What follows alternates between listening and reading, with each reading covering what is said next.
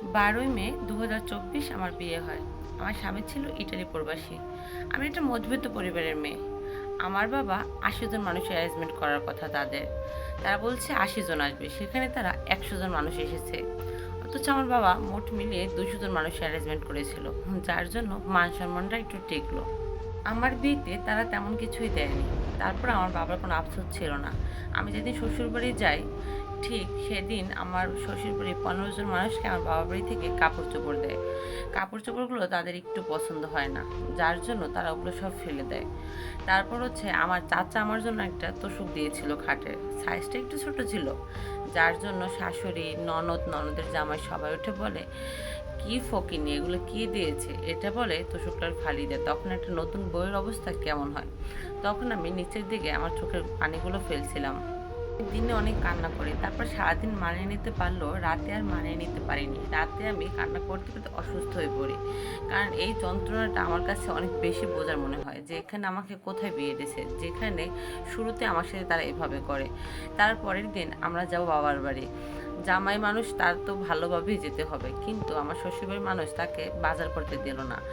ফ্রিজে ১ কেজি মিষ্টি ছিল, সেটা তার হাতে ধরিয়ে দিল। আমার জামাইও আমার শাশুড়ি যেটা বলতো তার মুখের উপরে কখনোই কিছু বলতো না, সবটাই শুনে নিত। আর আমিও নতুন বউ কী বলবো, সব শুধু দেখিয়ে যাচ্ছিলাম।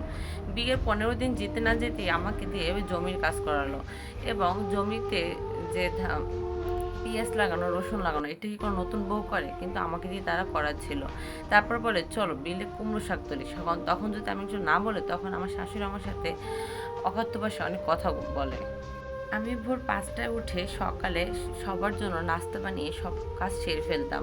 তারপরও আমার শ্বশুর আমার বাবার বাসায় ফোন দিয়ে বলে, আপনার মেয়ে 9টা ছাড়া ঘুম থেকে ওঠে না, কোনো কাজ শিখার নাই কেন? অনেক কথা বলে আমার বাবার কাছে।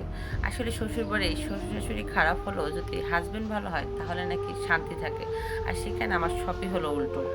হাজবেন্ডও আমার সাথে ফোনে তুই তে করে করে ব্যবহার করতো। আমি এটা অনেক কষ্ট পেতাম। আমি তাকে বলতাম যে, দেখেন, এই তুই শব্দটা আমি মানিয়ে নিতে পারি না, আর এই তুই শব্দটা আমাদের ফ্যামিলিতে কেউ বলে না, আপনি কেন আমার সাথে এভাবে ব্যবহার করেন?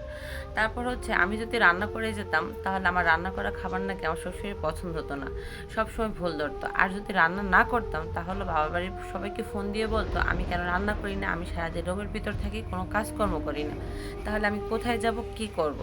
আমি বাসায় এত কাজ করি, তারপর নাকি তাদের কোনো কাজই হয় না। তারা কাজ বলতে বোঝে আমি যদি জমিতে গিয়ে আমি যদি আদা রসুন এগুলো লাগাই, আমি জমির কাজ করি, তাহলে সেটা কাজ। আমি যে ঘরে বিছানা ঘর গুছাই, রান্না বান্না করি, থালা বাসন ধুই, এটা নাকি কোনো কাজেরই না।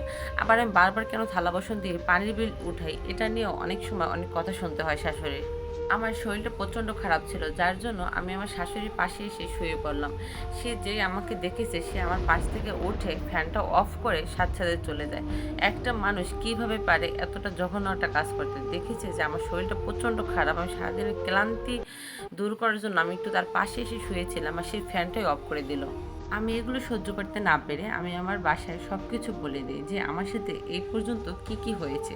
তারা এগুলো শুনে আমার নানা আসে পরের দিন আমাকে এই বাসায় নিয়ে আনতে।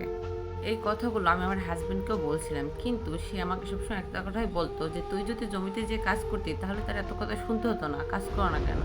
আর হচ্ছে আমার হাজবেন্ড আমাকে সহ্য করতে পারে না, এটা আমি বুঝি, কারণ আমি হচ্ছে কালো আর সে দেখতে অনেকটা সুন্দর ও সুদর্শন পুরুষ, যার জন্য সে আমার সাথে কন্টিনিউয়াসলি এভাবে আচরণ করতো।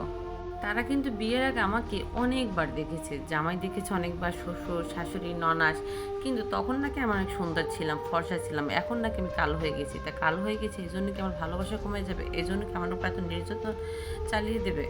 আমাদের নানা বাড়ি একটা অনুষ্ঠান হয়, সেখানে সবাই যায়। সেখানে যাওয়ার পর আমি, আমার মামি, মামা, তারা সবাই মিলে, এবং নানি, নানা, আমার ননদ ও ননদের জামাইকে অনেক কিছু বলে যে আমার সাথে তারা কেন এমন করে।